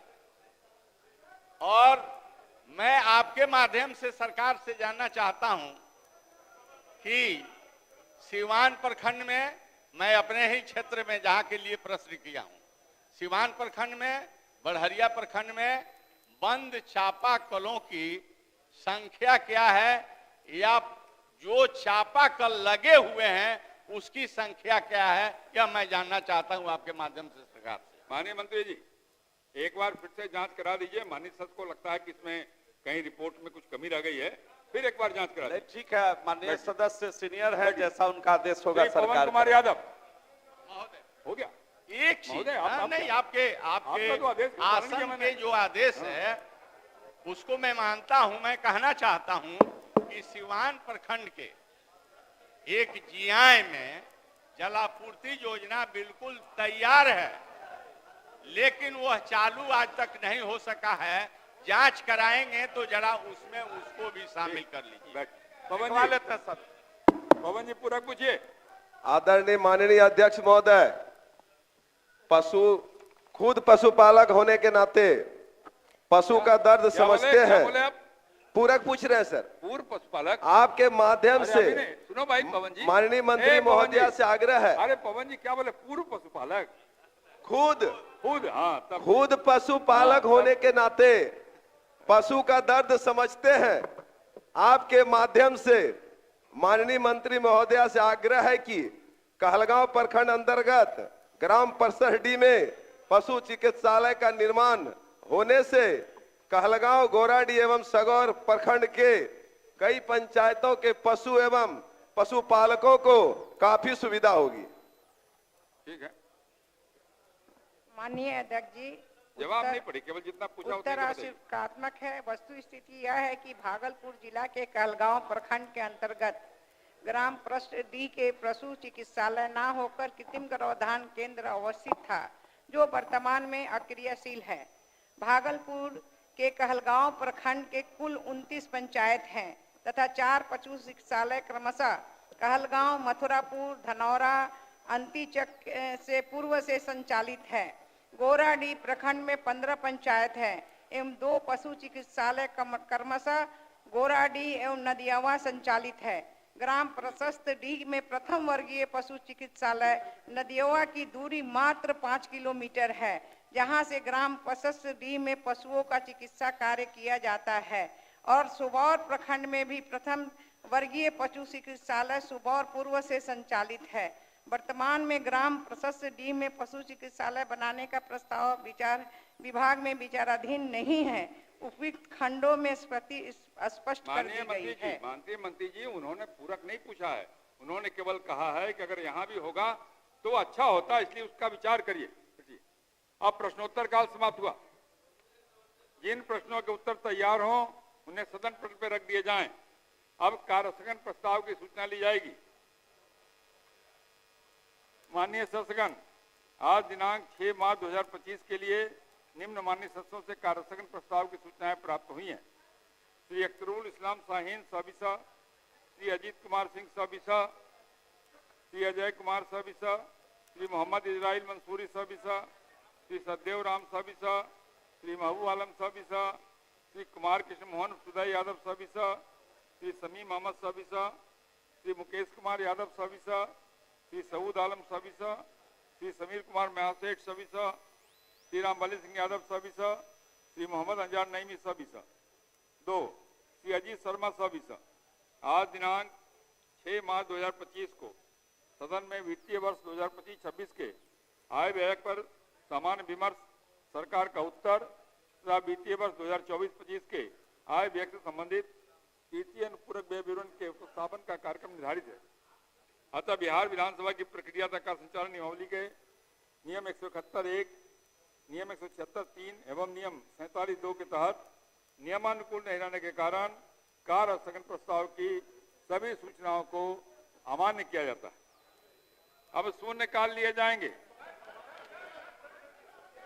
इतने लोग कैसे खड़े हो गए? इतने लोग कैसे खड़े हो गए? बैठिए, एक आदमी को बोलिए, क्या कर रहे हैं आप? बिहार में डोमिसाइल नीति लागू नहीं रहने के कारण बड़ी संख्या में यहाँ के लोग जो सरकारी नौकरियां रिक्तियां निकल रही है उससे वंचित हो रहे हैं और अन्य पर यहाँ के लोग बेरोजगार रह जा रहे हैं। अरे पढ़ने के लिए खड़ा किया, इधर उधर कहाँ जा रहे हैं? जी धन्यवाद। नहीं हम सर अध्यक्ष महोदय, बिहार में नौकरियों में डोमिसाइल नीति नहीं होने से राज्य की बहालियों में राज्य के युवक युवतियों को समुचित अवसर नहीं मिल पा रहा है। विदित हो कि बिहार में बेरोजगारी एवं पलायन चरम पर है और यह इसकी दर देश भर में सभी राज्यों से अधिक है। अतः दिनांक 6/3/2025 के सारे पूर्व निर्धारित कार्यक्रम को स्थगित करते हुए राज्य के लिए एक डोमिसाइल नीति बनाने पर विमर्श हो, जिससे कि बिहार के सभी प्रकार की नियुक्तियों में कम से कम 90% बिहार राज्य के निवासियों की ही नियुक्ति हो सके। अजीत शर्मा। अध्यक्ष महोदय, मैं तो आज के लिए सारे कार्य को स्थगित कर बेतहाशा बढ़ चुके प्रदूषण को नियंत्रित करने पर चर्चा हो। उल्लेखनीय है कि प्रदूषण मुक्त स्वच्छ वातावरण में जीना नागरिकों के मौलिक अधिकारों में सम्मिलित है, परंतु प्रदूषण के कारण बिहार के शहरों की स्थिति रहने लायक नहीं रह गई है। बिहार के प्रमुख शहरों का एयर क्वालिटी इंडेक्स 250 के लगभग बना हुआ है, जो बहुत ही खराब की श्रेणी में आता है। और जानलेवा है। बिहार राज्य प्रदूषण नियंत्रण परिषद गठित है, परंतु निर्देश जारी करने के अलावा कोई काम नहीं करता है। प्रदूषण के मुख्य कारणों में निर्माण कार्य, बालू ढुलाई, कूड़ा कचरा, मेडिकल कचरा आदि है। निर्माण कार्य और बालू ढुलाई बिना ढके और मानकों का पालन किए बिना हो रही है। इसी तरह से कूड़ा कचरा, मेडिकल कचरा आदि के निष्पादन की कोई कारगर व्यवस्था नहीं है, जिसके कारण राज्य के शहरों की हवा जहरीली हो गई है। अतः आज के लिए सूचीबद्ध सारे कार्यों को स्थगित कर राज्य में बेतहाशा बढ़ चुके प्रदूषण को नियंत्रित करने पर चर्चा कराई जाए। अब शून्यकाल लिए जाएंगे। श्रीमती भागीरथी देवी, श्रीमती भागीरथी देवी पढ़िए। माननीय अध्यक्ष जी, रामनगर प्रखंड में हुजूर 8 लाख के आबादी बा हुजूर, लेकिन हम सरकार से ये मांग करते हैं कि वहाँ डिग्री कॉलेज नहीं के हुजूर, डिग्री कॉलेज के मांग करते हैं, डिग्री कॉलेज दिया जाए। श्री अजय कुमार।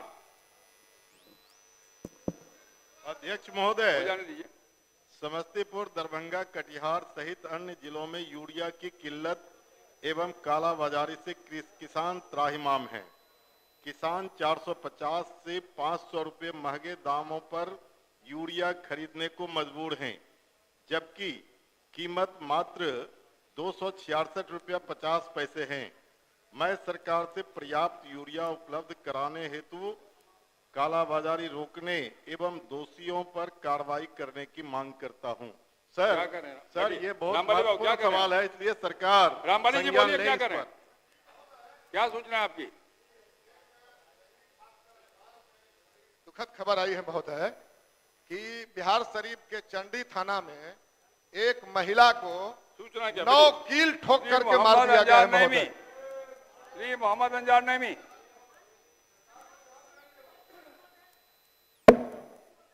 अध्यक्ष महोदय, नईमी साहब इन्होंने एक बात कही है, मौका दिया, सुनिए मेरी बात सुनिए।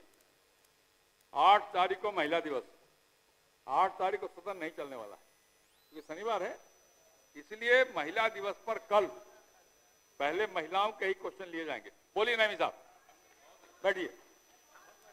कितना महत्वपूर्ण बात का आपको समझ में आ रहा है? मोहम्मद अंजार नईमी बोलिए। अध्यक्ष महोदय, किशनगंज जिला अंतर्गत निसंदरा असुरा पुल का निर्माण स्वीकृत स्थान में ही हो। उक्त स्थान के दोनों छोर में प्रधानमंत्री सड़क है। एक बड़ी आबादी का आवागमन इन्हीं घाटों से है। अन्य स्थान में पुल बनाना लोकहित में नहीं होगा तथा दो पक्षों के बीच टकराव की स्थिति उत्पन्न होने की संभावना है। मोहम्मद यार एसपी।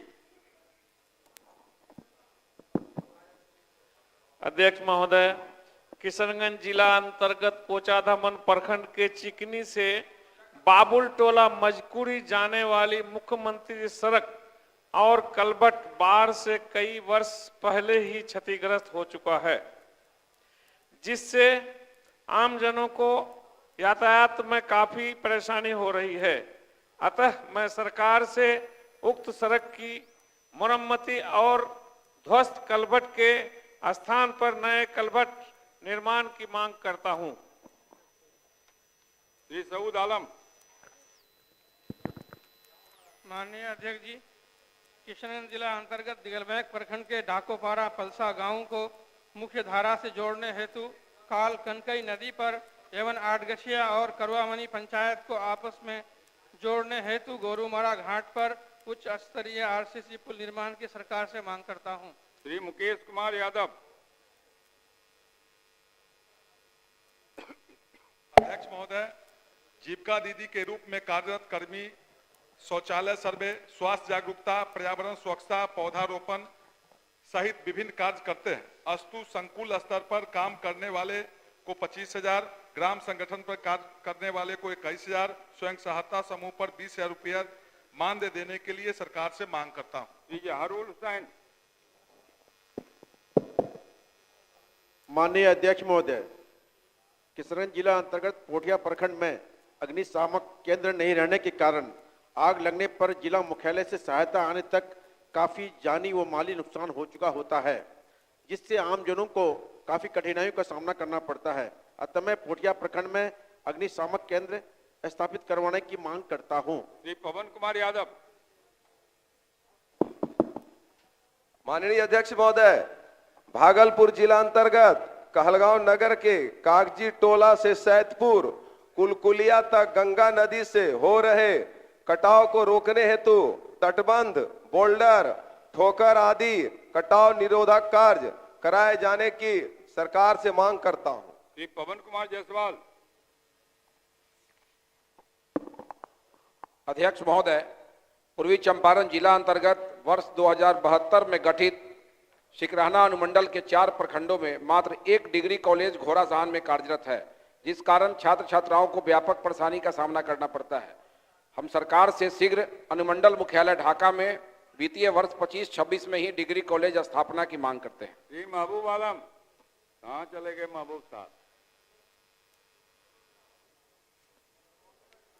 महुआ से मिलने गए, क्या कर रहे हैं अजीत जी?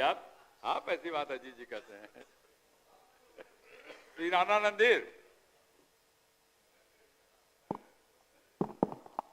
अध्यक्ष महोदय, लोहिया स्वच्छ बिहार अभियान फेज 2 के अंतर्गत बिहार राज्य के 8053 पंचायतों में कार्यरत स्वच्छता पर्यवेक्षकों एवं स्वच्छता कर्मियों के मानदेय का भुगतान ससमय नहीं होने से उनका परिवार भुखमरी के कगार पर है। अतः मैं सरकार से मांग करता हूं कि स्वच्छता कर्मियों एवं पर्यवेक्षकों के लंबित मानदेय का भुगतान शीघ्र करावे। डॉक्टर निक्की हेम्ब्रम। माननीय अध्यक्ष महोदय, कटोरिया विधानसभा क्षेत्र अंतर्गत बौसी प्रखंड के एफसीआई गोदाम से एजीएम बौसी द्वारा अवैध रूप से अनाज बेचे जाने की शिकायत प्राप्त हुई है। एजीएम द्वारा डीलरों को अवैध अनाज आवंटित अनाज की वजन में भी कम करके दिया जाता है। अतः सरकार से संबंधित पदाधिकारी की जांच कराकर कार्रवाई की सदन से मांग करती हूँ। श्री महानंद सिंह। अध्यक्ष महोदय, भारी संख्या में अभी भी गरीब परिवार पक्का मकान योजना से वंचित हैं। गरीब परिवार का नाम सूचीबद्ध करने में काफी धांधली किया जा रहा है। गरीबों से रुपए वसूले जा रहे हैं। धांधली पर रोक लगाने एवं सभी गरीब परिवारों को पक्का मकान की गारंटी की मांग करता हूं। श्री गोपाल रविदास, आपका प्रश्न आपको तो वंचित कर दिया आपकी पार्टी ने, तो विधानसभा का दोष नहीं है, आसन का दोष है। बोलिए। अध्यक्ष महोदय, बिहार के प्रत्येक युवा को रोजगार की गारंटी करने और बेरोजगारों को 5,000 रुपये मासिक बेरोजगारी भत्ता देने की मांग सदन के माध्यम से करता हूं। श्री रामबली सिंह यादव। अध्यक्ष महोदय, जहानाबाद जिला के मोदनगंज प्रखंड अंतर्गत झुनकी मेला के पास पुलिस ओपी स्थापित करने की मांग करता हूं। श्री अनिल कुमार।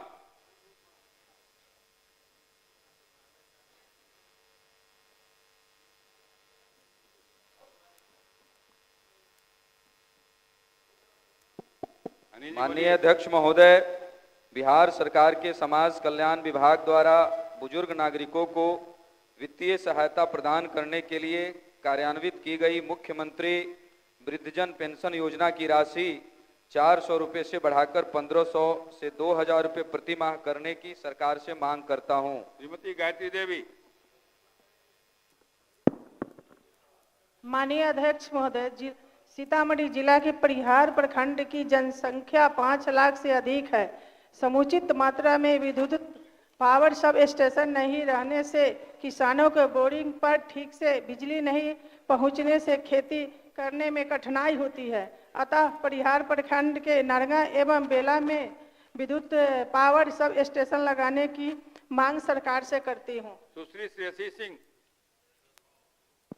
माननीय अध्यक्ष महोदय, जमुई विधानसभा क्षेत्र अंतर्गत बरहट प्रखंड में बरियारपुर पंचायत के पतौना गांव में छात्रों और विशेषकर छात्राओं को पढ़ने के लिए काफी दूर स्थित उच्च विद्यालय जाना पड़ता है।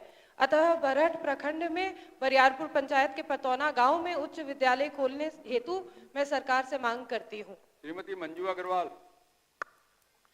माननीय अध्यक्ष महोदय, गया जिला अंतर्गत प्रखंड आमस के ग्राम पंचायत रामपुर के ग्राम नवगढ़ में जीटी रोड से मिस्र बीघा होते हुए पहाड़पुर रोड झरना आहर तक सड़क का निर्माण कराने की मांग करती हूँ। श्री वीरेंद्र प्रसाद गुप्ता।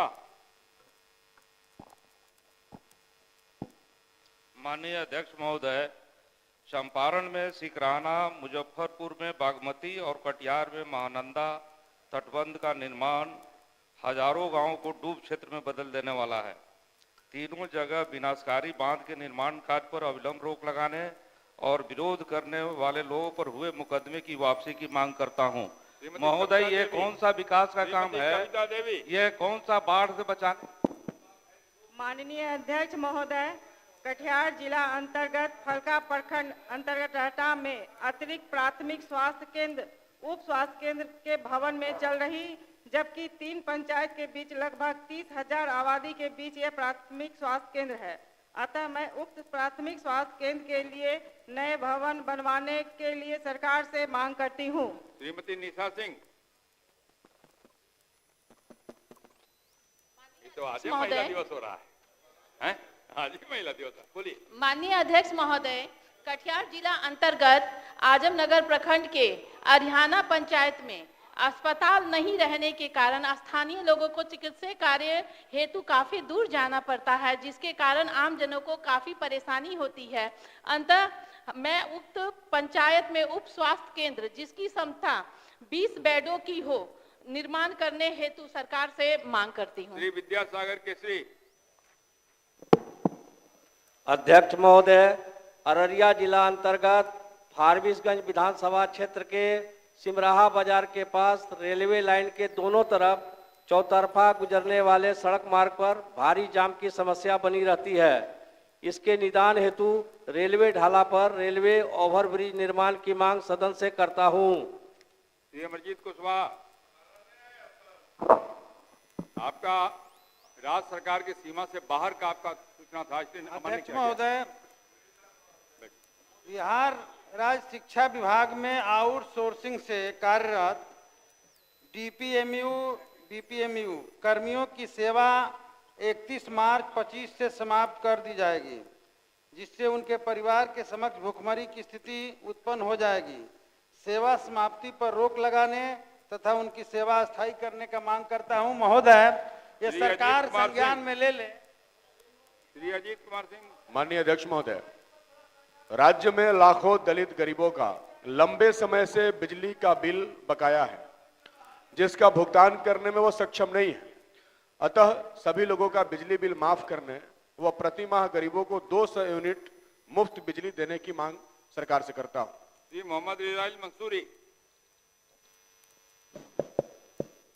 अध्यक्ष महोदय, मुजफ्फरपुर जिला के कांटी विधानसभा क्षेत्र अंतर्गत NH 28 दामोदरपुर रेलवे गुमटी के पास एवं NH 57 दरभंगा रोड के शनि मंदिर के पास स्पीड ब्रेकर नहीं रहने के कारण काफी दुर्घटना हो रही है, जिससे काफी मौतें हो गई है।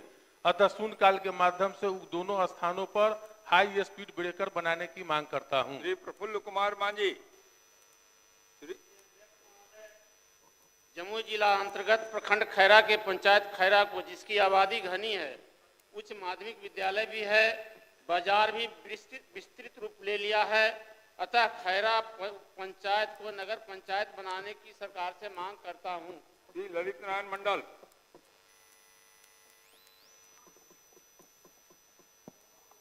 माननीय अध्यक्ष महोदय, भागलपुर जिला के सुल्तानगंज प्रखंड के उच्च विद्यालयहीन नवादा एवं नया गांव पंचायतों में मध्य या प्राथमिक विद्यालय को उत्क्रमित कर प्रति पंचायत एक उच्च विद्यालय के निर्माण की मांग सदन के माध्यम से सरकार से करता हूं।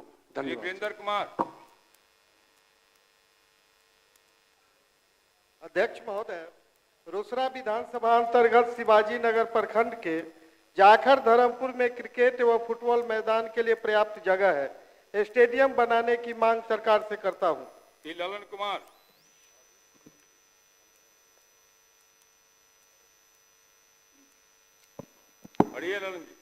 माननीय अध्यक्ष महोदय, युवाओं में स्वास्थ्य एवं खेल के प्रति जागरूकता पैदा करने के लिए मैं सरकार से भागलपुर जिला अंतर्गत पीरपैती प्रखंड के इंटर स्तरीय उच्च विद्यालय ईसीपुर तथा कहलगांव प्रखंड के इंटर स्तरीय उच्च विद्यालय रामपुर के क्रीड़ा मैदान में स्टेडियम निर्माण करवाने की मांग करता हूं। माननीय सदस्यगण, अब ध्यानाकर्षण सूचनाएं ली जाएंगी और ध्यानाकर्षण के उपरांत समय बचने पर अगर सदन की सहमति हो तो शेष शून्यकाल की सूचनाएं ली जाएंगी। अब ध्यानाकर्षण सूचना लिए जाएंगे। माननीय सदस्य पवन कुमार यादव, आपकी सूचना पड़ी हुई है। माननीय मंत्री सहकारिता विभाग। महोदय, वस्तुस्थिति यह है कि पैक्स प्रबंधक पैक्स के कर्मी हैं जिनके वेतन आदि के भुगतान की जिम्मेदारी संबंधित पैक्स को है। उल्लेखनीय है कि बिहार राज्य में सहकारी समितियां बिहार विधान मंडल द्वारा पारित बिहार सहकारी सोसाइटी अधिनियम 1935 एवं तदनुरूप गठित बिहार सहकारी सोसाइटी नियमावली 1959 के तहत संचालित एवं विनियमित होती है। पंचायत स्तर पर गठित प्राथमिक कृषि साख सोसाइटी पैक्स बिहार सहकारी समितियां सोसाइटी 1935 की धारा 11 के तहत निबंधित एक सहकारी समिति। उक्त अधिनियम की धारा 44 का फ एवं धारा 66 ख के आलोक में पैक्स को सभी वित्तीय एवं आंतरिक प्रशासनिक मामले, कार्मिक नीति, कर्मचारी की भर्ती, पदस्थापन, वेतनमान एवं मुआवजा में स्वायत्तता प्रदत्त है।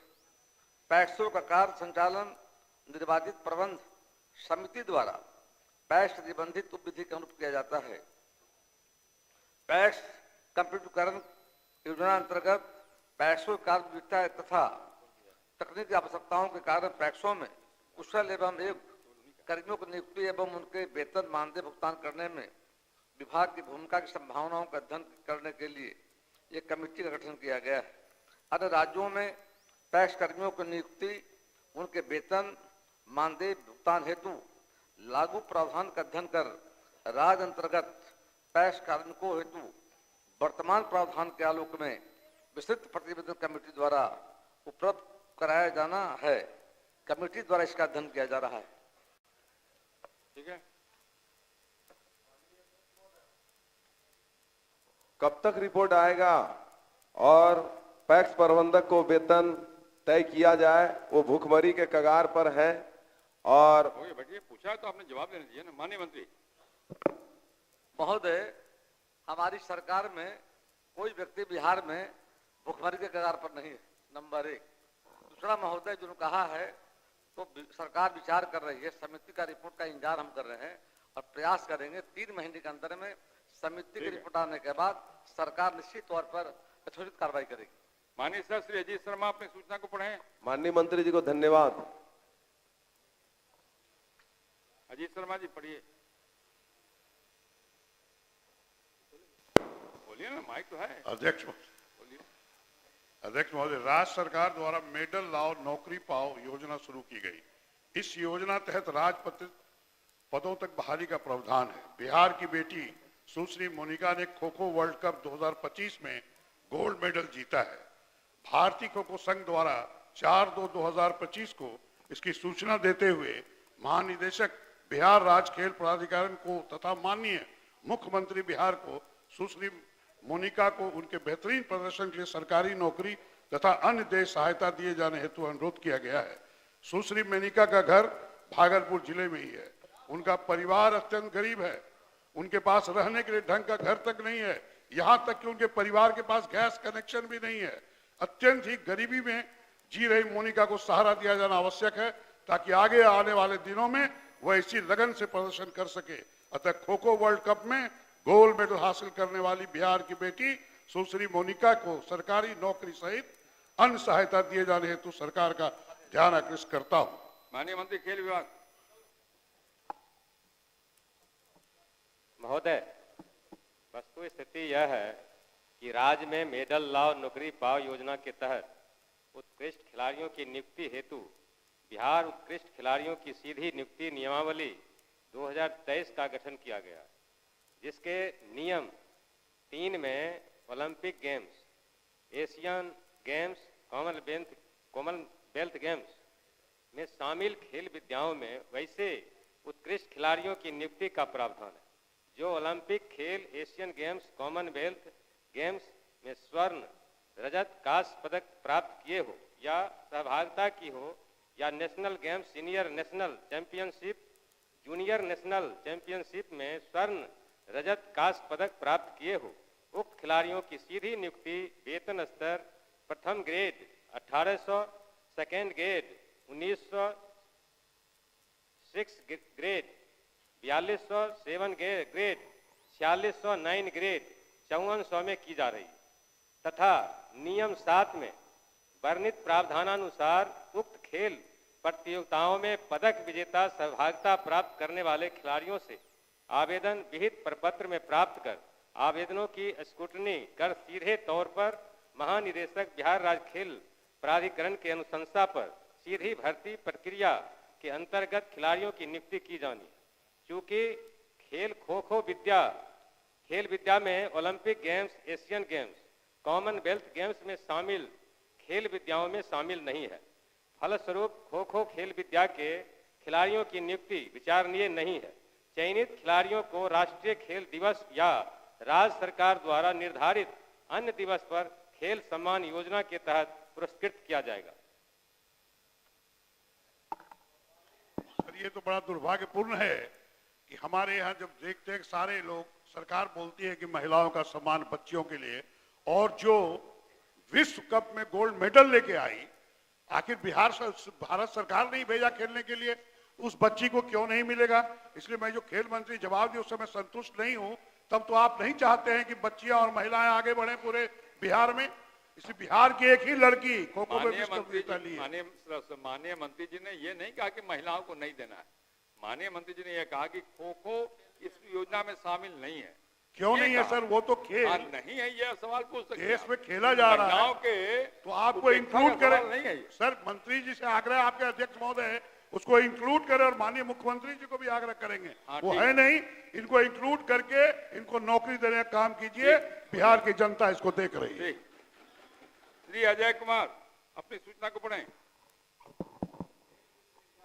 माननीय अध्यक्ष महोदय, लोहिया स्वच्छ बिहार अभियान फेज 2 ग्रामीण विकास विभाग के पत्रांक ग्रह 15/2020-36C दिनांक 20/12-21 के आलोक में सभी 8061 ग्राम पंचायतों में स्वच्छता पर्यवेक्षक का चयन किया गया है। बिहार सरकार ग्रामीण विकास विभाग के पत्रांक 13-53-66-4 दिनांक 8/11-2022 के द्वारा स्वच्छता पर्यवेक्षक को संविदा के आधार पर नियोजित किया गया है। मुख्य सचिव बिहार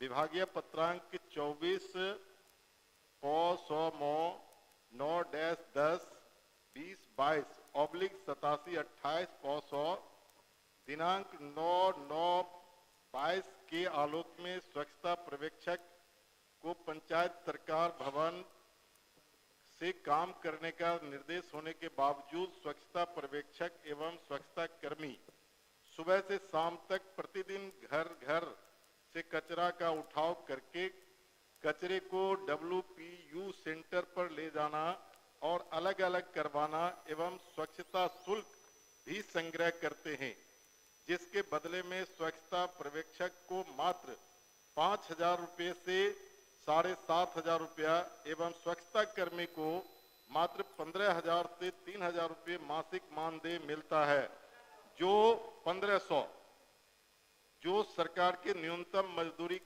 मजदूरी दर से भी काफी कम है। जबकि पंचायती राज विभाग द्वारा पत्रांक 6/14/2019/325 दिनांक 15/1/25 के आलोक में सभी स्वच्छता पर्यवेक्षक का मानदेय प्रति माह 20,000 रुपये है।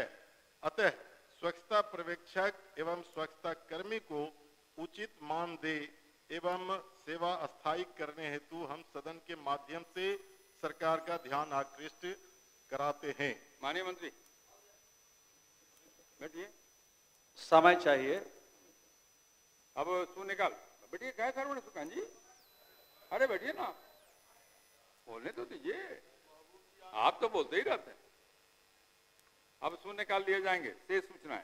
श्री सूर्यकांत पासवान, मैंने आपको कहा ना, आपकी सूचना चूंकि राज्य की सीमा के बाहर का विषय था, इसलिए उसको अमान्य किया जाता है।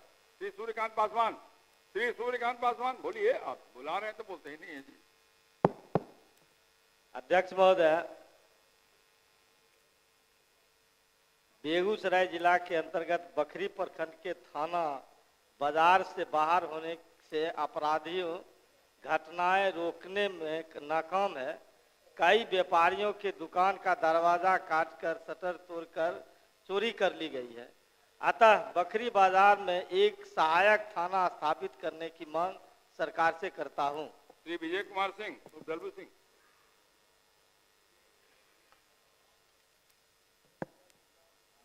माननीय अध्यक्ष महोदय, औरंगाबाद जिला के कुटुंबा थाना अंतर्गत एरका गांव निवासी जमींदार पासवान के 12 वर्षीय पुत्र अंकित कुमार का 23/2025 को अपहरण हुआ।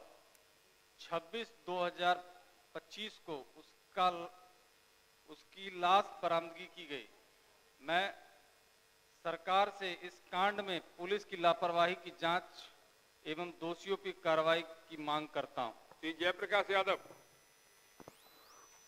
माननीय अध्यक्ष महोदय, अररिया जिला अंतर्गत नरपतगंज प्रखंड के फरही पंचायत वार्ड संख्या 5 स्थित शिवधर यादव घाट से कुसियट टोला होते हुए भंगी नहर क्वार्टर पुल तक की कच्ची सड़क का पक्कीकरण की मांग करता हूं। श्रीमती प्रतिमा कुमारी।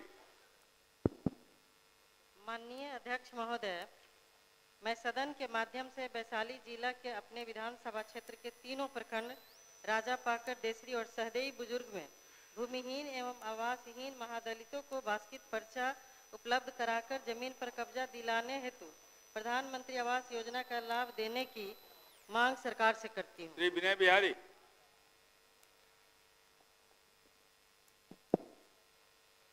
माननीय अध्यक्ष महोदय, शिक्षा सेवक एवं तालीमी मरकज के कर्मी लगातार 15 वर्षों से पठन पाठन कराने के साथ साथ सरकारी अन्य सभी कार्यों को करते आ रहे हैं। इन्हें राज्य कर्मी का दर्जा, संबंधित विद्यालयों में समायोजन तथा अनुकंपा का लाभ प्राप्त हो, सदन से मैं इसकी मांग करता हूं। श्री राजेश कुमार गुप्ता।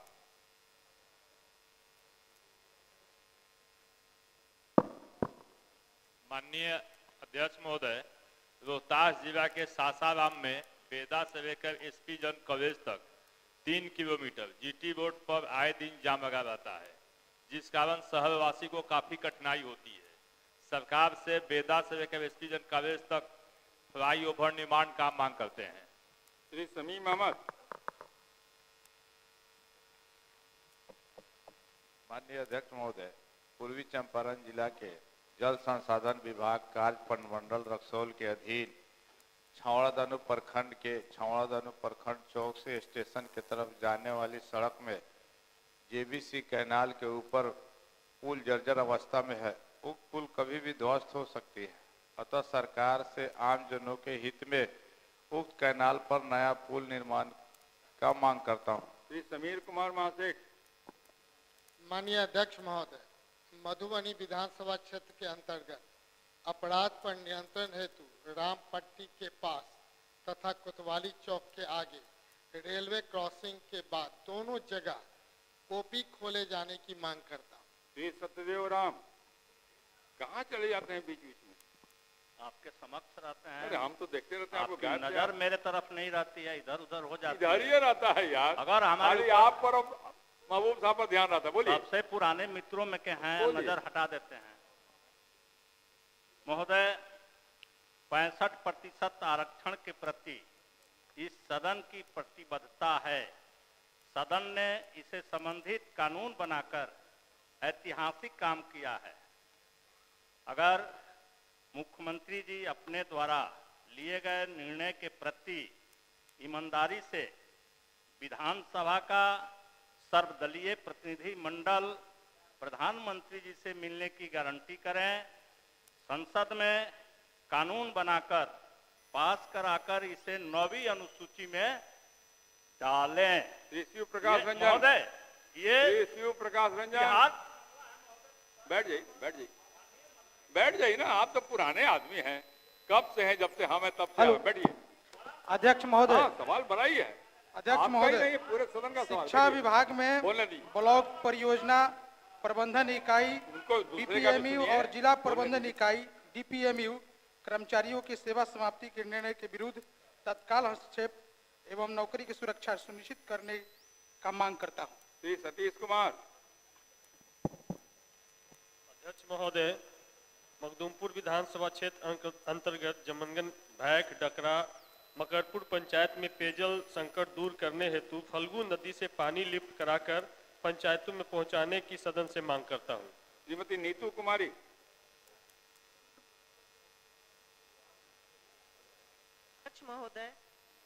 अध्यक्ष महोदय, मेरे विधानसभा क्षेत्र के तीनों प्रखंड हिसुआ, नरहट और अकबरपुर में हल्का कर्मचारियों द्वारा जमीन की दाखिल खारिज, परिमार्जन और जमाबंदी में अवैध रिश्वत की मांग की जाती है।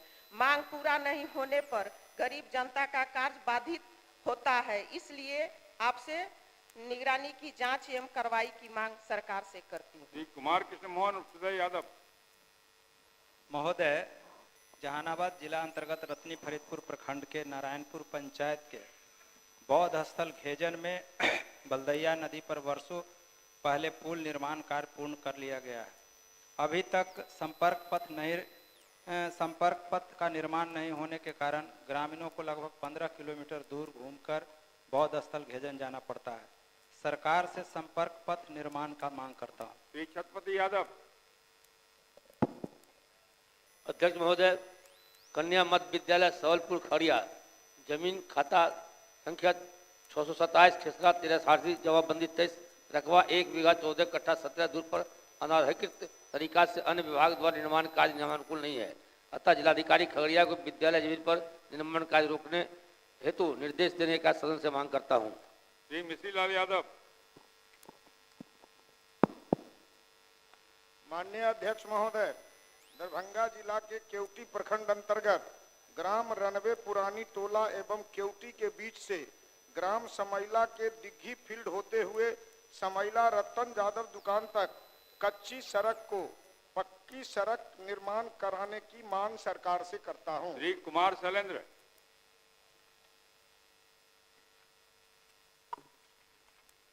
माननीय अध्यक्ष महोदय, भागलपुर जिला